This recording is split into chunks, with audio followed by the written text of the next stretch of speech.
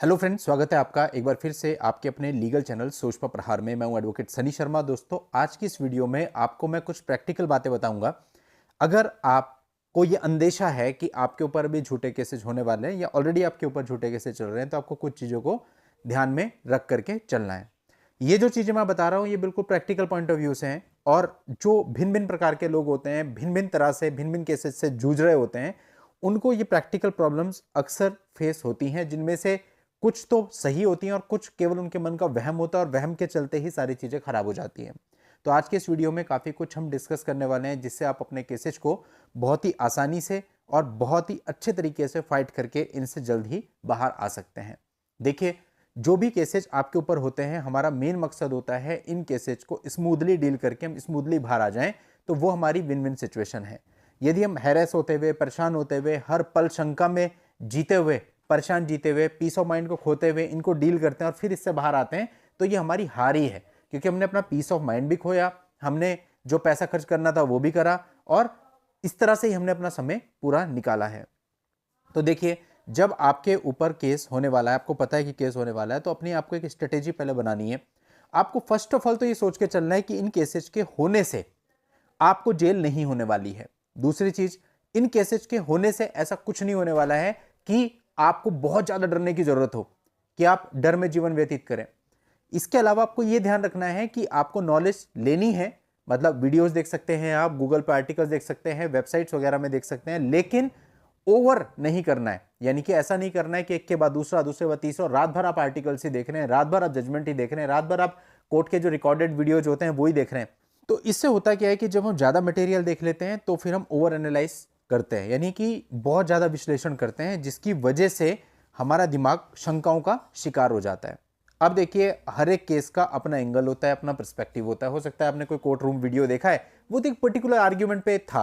अब क्या आपको उसकी पूरी फाइल पता है? क्या आपने उस पूरी फाइल को पढ़ा हुआ है? क्या आपको पता है कि आज से पहले की प्रोसीडिंग क्या हुई थी? क्या आपको पता है लोअर कोर्ट में प्रोसीडिंग क्या रही थी? क्या आपको पता है? नहीं। आप एक आधे घंटे का वीडियो देख रहे हैं और उसे ही सच समझ रहे हैं। ऐसा नहीं है। ठीक है, उससे थोड़ा बहुत समझने को मिलता है कि किस तरह से आर्ग्यूमेंट होते हैं, किस तरह से कोर्ट देखता है, लेकिन आप इतना डीप मत जाइए कि आपके केसेज में भी वैसा ही होने वाला है। अब जब आप ओवर स्टडी करते हो तो आपके मन में बहुत सारे डाउट्स क्रिएट हो जाते हैं। इसका नतीजा ये होता है कि आप जिस किसी से भी बात करते हो, आप एक डाउट के अंदर ही बात करते हो। आप बिल्कुल सेटिस्फाई हो गए बाहर से, लेकिन अंदर आपके मन में वही डाउट क्रिएट हो जाते हैं, वही डाउट्स चल रहे होते हैं, और उन्हीं डाउट्स के चलते कई बार ऐसा होता है कि आप सब कुछ अपना खराब करके बैठ जाते हो। ये मैं आपको बिल्कुल अपने एक्सपीरियंस के आधार पे बता रहा हूं। मेरे साथ कई बार ऐसा हुआ कि क्लाइंट के साथ सब कुछ अच्छा, सारे ऑर्डर उसके फेवर में, सब कुछ उसके फेवर में, लेकिन उसने ओवर थिंकिंग के चलते सब खराब कर लिया। और अगर ऐसा होता है तो फिर इसका समाधान कहीं पे भी नहीं है। आप किसी के भी पास जाएंगे, ये चीज आपका पीछा करेगी, यानी कि वो डाउट्स आपके साथ चलेंगे। तो फिर आप कैसे अपने केसेस को आगे फाइट करेंगे? तो इसलिए देखो, इसको एक छोटे से उदाहरण से आप लोगों को समझना चाहिए। एक डॉक्टर के पास हम जब जाते हैं, हम बोलते हैं कि हमें ये तकलीफ है, डॉक्टर प्रिस्क्रिप्शन पर 4-5 दवाइयां हमको लिख करके देता है। हम कभी उससे ये नहीं पूछते कि डॉक्टर साहब पहले हमें ये बताओ कि जो आपने पहली दवाई लिख करके दी है, ये इसके कंपोजिशन क्या है, ये कैसे वर्क करेगी, पहले हमें ये समझाओ पूरा, उसके बाद हम इस दवाई को खाएंगे। करते हैं आप लोग कभी ऐसा? कभी नहीं होता ऐसा। आपको भरोसा करना पड़ता है उस डॉक्टर पर, और जाकर के वो दवाइयां आप खाते हैं और ठीक हो जाते हैं, नहीं होते तो दूसरी दवाइयां लेते हैं। लेकिन ये डॉक्टर के लिए भी पॉसिबल नहीं है कि वो आपको एक एक दवाई का कंपोजिशन समझाए, ये बताए कि ये दवाई कैसे वर्कआउट करेगी और कैसे सारा काम चलेगा, कैसे उसने कॉम्बिनेशन आपको दिया है। लेकिन लीगल फील्ड में लोग इसका जस्ट अपोजिट करते हैं। यहां पर अगर आपको कोई एडवाइस मिलती है तो आप उसकी बाल से खाल उतारते हो पूरा घर जाके, और कई बार इसी में आप सब कुछ गड़बड़ कर देते हो, क्योंकि किताबों में जो लिखा है वो 100% प्रैक्टिकली इंप्लीमेंट नहीं होता। हो सकता है किसी ने आपको कुछ एडवाइस किया, वो किताबों से थोड़ा डिफरेंट है, और आप किताबों को लेकर के बैठ जाते हो और फिर उनसे लड़ने लगते हो। तो ऐसा आपको नहीं करना चाहिए, क्योंकि प्रैक्टिकल कोर्ट के अंदर किस तरह से चीजों को डील करना है वो एक अलग अप्रोच होती है, और जो आपके कानून लिखे गए हैं वो एक अलग चीज है। Practical dealing is more important than that. कई बार होता है कि केस में उतना मेरिट नहीं होता, लेकिन अपनी काबिलियत से उस केस को निकाल लिया जाता है। आपके जो वकील साहब होते हैं उनमें इतनी काबिलियत होती है कि वो अपनी टैक्टिक से, अपने एक्सपीरियंस से चीजों को आपके फेवर में करवा देते हैं। तो कहीं ना कहीं तो आपको अपना स्टैंड लेना पड़ेगा। एक हवाई जहाज में बैठते हैं आपकी, भाई हमें बैंगलोर जाना है, जाकर के पहले चेक करते हैं कि पायलट को कितना एक्सपीरियंस है, या ये चेक करते हैं कि पायलट ने कितनी उड़ानें भरी हैं? नहीं, आप एक भरोसे पर वहां बैठते हैं कि भाई वो आपको बैंगलोर ले जाएगा।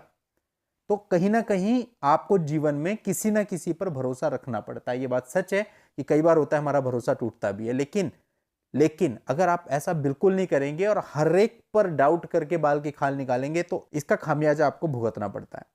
अगला पॉइंट ये आता है कि कई बार आप बहुत ज्यादा डरते हो, यानी कि आपको एक सही ऑप्शन बताया जा रहा है, आपको ऐसा करना है ऐसा नहीं करना है, बट आपके मन में एक डर है। वो डर हो सकता है किसी रिश्तेदार ने डाल दिया, हो सकता है किसी दोस्त ने डाल दिया, हो सकता है किसी गिरफ्तारी हुई उससे आपकी बातचीत हुई उसने आपके मन में वो डर डाल दिया। अब आपके मन में वो डर आ गया, आपको सही ऑप्शन भी बताया जा रहा है, आप सही ऑप्शन में नहीं जाएंगे, आप गलत ऑप्शन की तरफ जाएंगे, वो स्टेप लेंगे, डेफिनेटली परेशानी में पड़ जाएंगे। अब हमारी जो अप्रोच होती है बहुत सिंपल होती है कि भैया हमें जो काउंसलिंग है, काउंसलिंग में ज्यादा सरदर्दी करने का नहीं है। होता क्या है काउंसलिंग में, बेमतलब की चिल्लम चिल्ली। अगर जा सकते हैं काउंसलिंग में, पास के बंदे हैं तुम कहते हैं ठीक है जाओ, अगर ज्यादा दूर के बंदे हैं तुम कहते हैं जाओ ही मत, काउंसलिंग खत्म हो जाएगी, वैसे भी खत्म ही होनी है और उसके बाद एफआईआर ही होनी है। या तो ऐसा हो कि आप काउंसलिंग में चले जाओगे आपके ऊपर एफआईआर नहीं होगी, ऐसा तो नहीं होता, एफआईआर तो फिर भी होती है, तो फालतू चिल्लम चिल्ली का फायदा क्या है। एफआईआर जब हो जाएगी उसके बाद देख लेंगे उसको कैसे डील करना है। कुल मिला के ये चीज बहुत ही आसानी से डील हो सकती है, बजाय कि आप ज्यादा ना सोचें।